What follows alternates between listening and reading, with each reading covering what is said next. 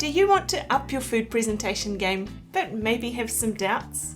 Today we're going to dispel 3 myths of food presentation and hopefully give you the confidence to start thinking about taking your food plating and presentation up a notch. Let's get straight into it with the first myth, and that is that you need to be professionally trained. Let me tell you, you don't need to be professionally trained to be able to plate and present your food nicely.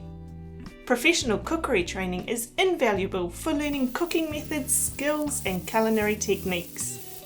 You learn and understand how to cook food to perfection, how to blend flavours together, and you learn about different cooking methods. You learn how to work in all areas of the kitchen, you perfect your knife skills, and you explore how a restaurant works and operates. But one thing that isn't widely taught is food presentation. Often the tutor would plate something really nicely that you would copy, but you wouldn't really learn why it was done that way. There are a few basic principles to keep in mind, but food presentation is an art and it's something you learn with practice. In professional training, you learn a lot about making sauces and garnishes. Sauces and garnishes are an important part of food presentation, but you can learn to make them without professional training. Some things I try and keep in mind with sauces and garnishes are colours, textures, and the position on the plate. When thinking about colour, I'm thinking about using a contrasting colour to the main component of the dish. A variety of textures enhances any dish because it's pleasant to the palate. So you can use garnishes to add more texture to the overall dish. That's why soup and croutons go well together. When I'm thinking about plating and presenting food, I'm also thinking about the position of the main components and the garnishes on the plate. The sauce can either be hidden or give the plate a wow factor. So don't let anyone tell you that you must be professionally trained to be able to plate and present your food nicely. We all have an artistic license, so just go with the style you like and enjoy. Let's get on to the second myth, and that is that it's too hard to present food nicely. It's only too hard if you make it too hard and overthink it. It's good to expand your skills and try new things, but there's nothing wrong with keeping things simple. Sometimes just a little green garnish is all it takes. We eat with our eyes before we even taste the food, so any little presentation effort will make your food taste so much better. It doesn't have to be anything tricky. For example, chocolate decorations are very quick and easy to make. They're also able to be made and stored, so you can always have some on hand for quickly adding to the presentation of a slice or dessert. The hardest thing is probably mastering making a piping bag.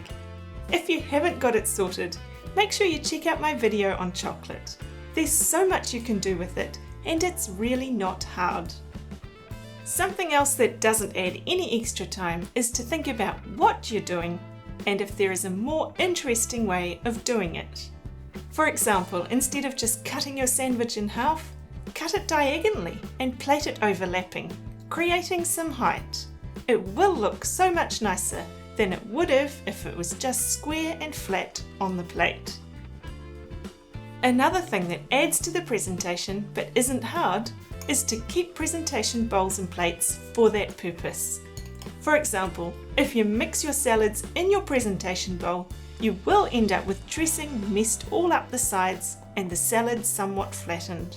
Whereas if you mix the dressing into the salad in a separate bowl, you can put it into the presentation bowl cleanly in a nice mound, and it will look so much more appealing. Here they are. Which one do you think looks nicer? If you've gone to the effort of finding a recipe, getting the ingredients, cooking it, and then serving it, why not spend a few more minutes to think about how you can plate and present it nicely? It doesn't have to be hard. It's great to keep it simple. Before we get on to the last myth, if you're new here, welcome. I'm Taryn. I love beautiful food, and on this channel, I like to share food presentation tips and tricks I've learnt with you. If this sounds like something you're into, make sure you click the little thumbs up button and subscribe if you haven't done so already. So the last myth I often hear is that you need to use expensive ingredients. Well, guess what? You definitely don't need to use expensive ingredients to make your food look amazing. You can present even the most affordable meal beautifully with just a few simple tips. Remember to keep your ingredients seasonal. If your recipe or dish is calling for something that isn't in season, try to substitute it with something that is. Out-of-season produce is very pricey and often lacks flavour too. For example, I recently made a pancake platter, and while I would have loved to garnish it with fresh berries, I couldn't get any for a reasonable price, so I used fresh oranges and kiwi fruit instead. What do you think of the end result? I don't think the absence of expensive berries has taken away from the presentation. Often you can put a whole lot of inexpensive ingredients together and make a great looking platter. Here's a ploughman's lunch platter. These are fairly standard, inexpensive ingredients: bread, boiled eggs, cold meat, chutney and fruit. Putting together a platter like this might even be easier than making sandwiches.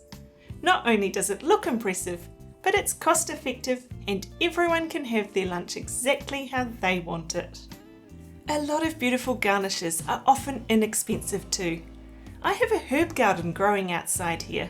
It's rather overgrown at the moment, but herbs are very cheap to grow yourself. You can also make inexpensive garnishes like tulle biscuits. They're made from egg white, flour, icing sugar and butter, and a little goes a long way. Yet they'll take your desserts to a completely different level. I know what you're thinking. Well, what about those expensive meat cuts that look and taste amazing? What can you do here? Try and think outside the box. One trend we've seen here in New Zealand lately is to go for slow-cooked meats like pork belly or beef brisket. You could even smoke cuts like these yourself at home. These are relatively inexpensive cuts here in New Zealand. Maybe it's different where you live, but it's something you could look into and explore. So I hope if these myths have ever put you off, that you've now got the confidence to give it a go. A little effort goes a long way. Your family and guests will appreciate it, and it'll be a meal they remember. I mentioned tulle biscuits just before. They're a great way to fancy up a dessert. There's a bit of an art to making them, but you can find out more in this video here. See you over there.